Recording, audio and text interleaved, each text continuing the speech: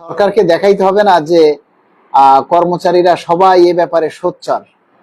কয়জন কর্মচারী এই দাবিগুলি আমাদের প্রচার করে বলেন তো? এই যে যখন আমি লাইভে আসি এই কথাগুলি বলি, বলেন তো আপনারা কয়জনে সেটা প্রচার করেন? কয়জনে এই লাইভটাই বা প্রচার করেন? আর কয়জনে আপনার দাবিটা আপনি কমেন্টস করে জানান? বলেন কয়জনে বলেন? কেউ বলেন না। এখন 400 মানুষ লাইভে আছেন, 400 মানুষ লাইভে আছেন। আমি তো কোনো জারি গান নিয়ে এখান লাইভ করতেছি না, বা কোনো মানে আমার ব্যক্তিগত কোনো কিছু নিয়েও বলতেছি না। তো দেখেন 43 জনের লাইভটা শেয়ার করেছেন, কিন্তু এখন লাইভে আছেন 400 মানুষ। 400 মানুষ যদি প্রত্যেকেই এসেই যদি একটা করে শেয়ার করতেন তাহলে 400 শেয়ার হইতো। আর 400 শেয়ার হইলে 400 শেয়ারের মানে আরো অনেক মানুষের কাছে আমাদের লাইভটা পৌঁছে যেত, আমাদের দাবির কথাগুলি পৌঁছে যেত। আপনারা কি সেটা করেন? করেন না। আপনাদের বলতে আমার এখন লজ্জা লাগে। তো যাই হোক, আপনার দায়িত্ব আপনি করবেন। আপনার বিবেকের বিষয় আপনি নিজের বিবেকের কাছে নিজে প্রশ্ন করবেন যে আপনি কতটুকু দায়িত্ব পালন করছেন, সমাজের কাছে কতটুকু আপনি কাজ করতেছেন। আপনারা মনে করেন যে আমি যদি মারা যাই তাহলে আল্লাহর কাছে আমার জবাবদিহিতা করতে হবে। কি কি বিষয় জানেন? প্রথম বিষয় হচ্ছে আমি আল্লাহর হুকুম আহকাম, এই যে নামাজ, রোজা, হজ, যাকাত, এই যে 5টা স্তম্ভ আমাদের, এই 5টা স্তম্ভ আমি এই 5টা জিনিস আমি মানি কিনা। তারপরে আমার সামাজিক দায় দায়িত্বগুলো কি, পরিবারের প্রতি আমার দায়িত্ব কি। আপনি রাস্তা দিয়ে হেঁটে যাচ্ছেন, আপনার সামনে একটা কাঁটা পড়ে আছে, যেই কাঁটাটা মানুষের পায়ে লাগলে সে কষ্ট পাবে বা সে ব্যথা পাবে, কিন্তু আপনি সেই কাঁটাটা না ফেলে আপনি হেঁটে গেলেন, কিন্তু আপনি দেখছেন কাঁটাটা রাস্তায়, আপনি কাঁটাটা দেখছেন কিন্তু আপনি ফালাই দেননি, আপনি হেঁটে চলে গেলেন। ওইটার জন্য আল্লাহর কাছে আপনাকে কৈফিয়ত করতে হবে। ওইটা আপনার সামাজিক দায়িত্ব, যে আপনি নিজে দেখলেন যে একটা রাস্তায় কাঁটা পড়ে আছে, এটা যে কোনো মানুষের পায়ে ফুটতে পারে, পায়ে লাগতে পারে, সেটা আপনি না দেখে চলে গেলেন। তাহলে ওইটার জন্য আল্লাহর কাছে আপনাকে জবাবদিহি করতে হবে। তো সুতরাং আপনি এই কথাটা বলার অর্থ হইলো এই যে আমরা পে স্কেল হলে আপনিও লাভবান হবেন, আমিও লাভবান হবো। আপনি যতটুকু পাবেন আমিও ততটুকু পাবো, বরং আপনার চাইতে আমি বেশি পাবো, কেননা আমি 9ম গ্রেডে চাকরি করি। এখন বিষয়টা হচ্ছে আমার এত দায় কিসের, আমার এত ঠেকা কিসের? আমার কি এখান থেকে বাড়তি কোনো ইনকাম আসবে? নাকি আপনারা আমাকে বেতন দিচ্ছেন যে আপনাদের দাবি আমি বাস্তবায়ন করে দেব, এজন্য কি আপনারা কেউ আমাকে বেতন দিচ্ছেন? তারপরও আমি আমার সামাজিক দায়বদ্ধতা থেকে আমি আমার দায়িত্ব পালন করছি। যেহেতু আমি একটা সংগঠন করছি, একটা সংগঠনের প্রধান, সেই হিসাবে সমাজের প্রতি আমার একটা দায়বদ্ধতা আছে, আমি সেই দায়িত্বটা পালন করি।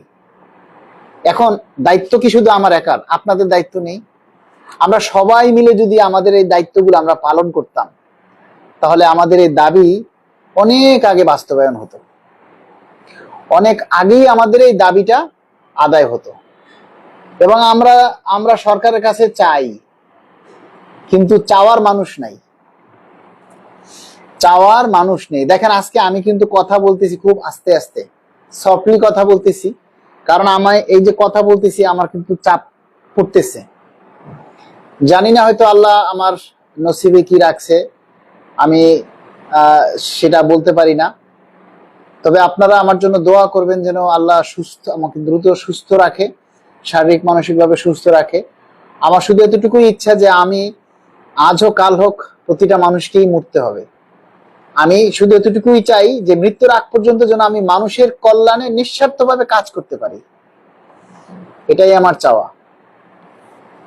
আর কোনো চাওয়া নেই আমার কাছে, আপনাদের কাছে।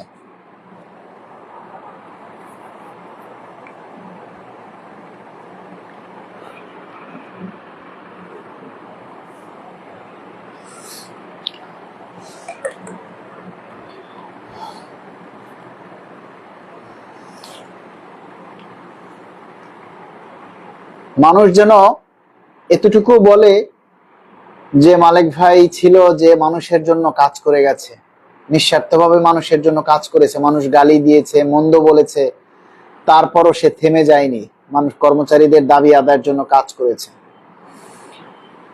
এটুকু আপনারা সবাই বলবেন না, কেউ কেউ বলবে।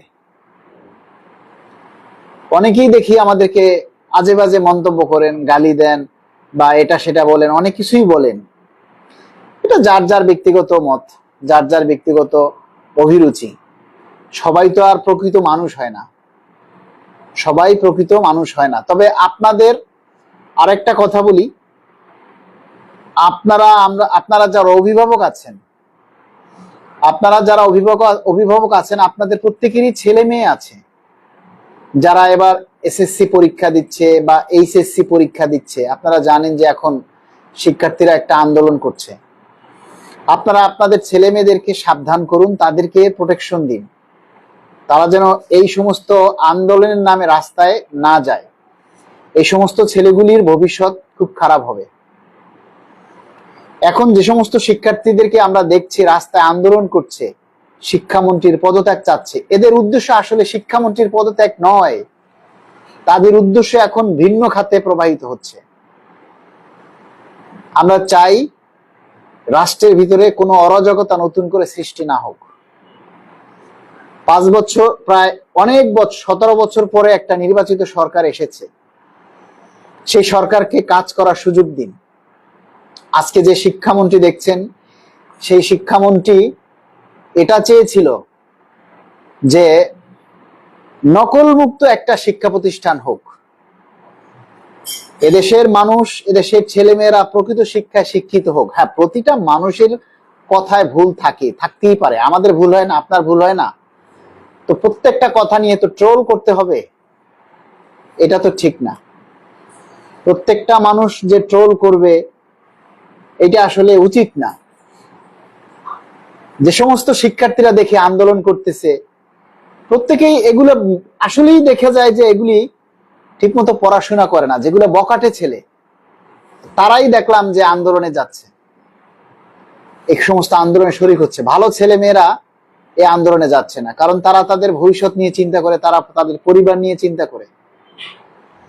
বিশেষ করে পারিবারিক শিক্ষাহীন ছেলে মেয়েরাই, যারা পরিবার থেকে শিক্ষা পাচ্ছে না, তারাই এই সমস্ত আন্দোলনে যোগ দিচ্ছে। আমরা চাই আপনাদের ছেলে মেয়ে ভাই বোন যারা এই এই তথাকথিত এই যে দাবি বাস্তবায়নের জন্য বা শিক্ষামন্ত্রীর পদত্যাগের জন্য আন্দোলনে যাচ্ছেন, রাস্তায় যাচ্ছেন, তাদেরকে আপনারা প্রতিহত করুন, তাদেরকে বোঝান যে এটা আন্দোলনের বিষয় নয়।